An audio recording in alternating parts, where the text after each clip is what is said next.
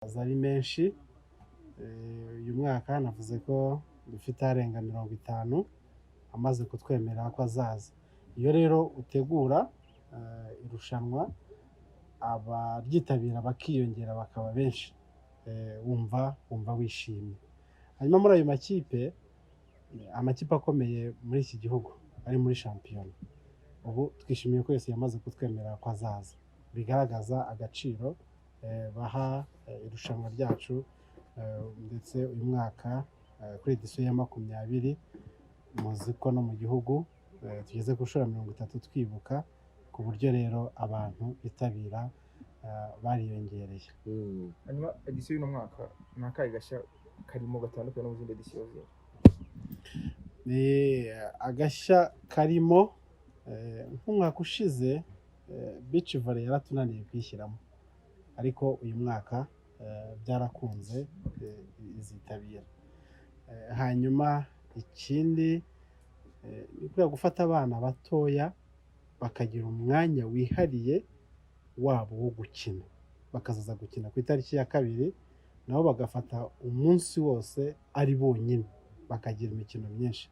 Nabyo rero twumva kuri twebwe ari ikintu gishyashya, kandi bizatuma abana batoya bayikunda kuko bahawe umwanya munini wo gukina. Kuri gahunda mwari mwatubwiye umwaka ushize yo kuba noneho amakipe yo mu bihugu bituranye yatangira kuzamo, amaklub yo mu bihugu bituranye n'u Rwanda, bimeze bite se kuri inshuro abo tuzabonamo?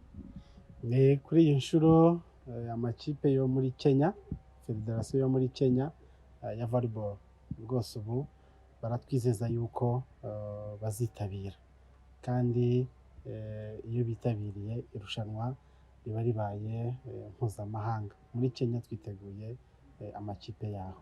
Ariko mu Kinyarwanda avuga ko umwana ari ukura. Edisiyo ya 20, ese murateganya ko muzajyaho mugatumira mukandikisha tournament ku rwego mpuzamahanga, ku buryo twabona n'amakipe atari mu karere ahubwo no mu bihugu bifite volley ityaye cyane nabo bakaba bakwitabira? Uko irushanwa rigenda rikura buri mwaka, nibyo tugeze ku nshuro ya 20, dufatanyije rero n'abarerewe mu seminari, ibyo rwose numva bitazatinda uko bitabira imikino amarushanwa aza kubera mu gihugu, na turnuwa yacu Memorial Rutsindura nayo bagenda bayimenya. Twizeye yuko mu gihe cya vuba naho amakipe tuzayabona akomeye cyane.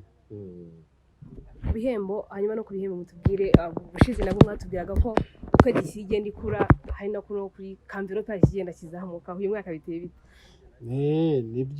Nabyo binajyana nuko abaterankunga bagenda biyongera, kandi uyu mwaka nabwo dufite abaterankunga bashyashya rwose bagiye baza bakongera n'inkunga baduha. No mu bihembo rero bijyamo nabwo ibihembo tuzabyongera, envelope izaba igaragara, hari ikiziyongeraho, sinavuga ngo izikuba kangahe, ariko rwose ibihembo biziyongera. Turnuwa nizajya irangira mujye mubaza abatwaye ibikombe ariko baguhaye envelope kangana gutya, muzajya musanga rwose ikiyongera. Muratubwira ntago bababwira.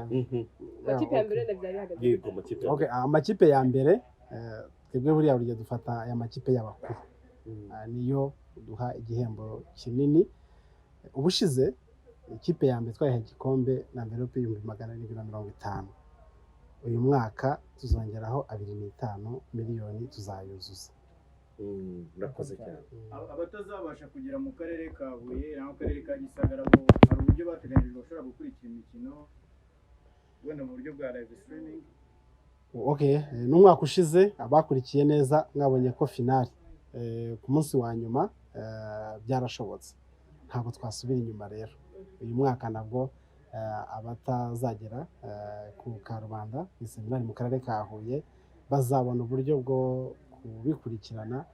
Ahari ni namwe mudufasha, rero muzadufashe bigere kure ahashoboka mu mashusho meza, ndetse n'ubundi buhanga bwanyu bizashoboka. Murakoze.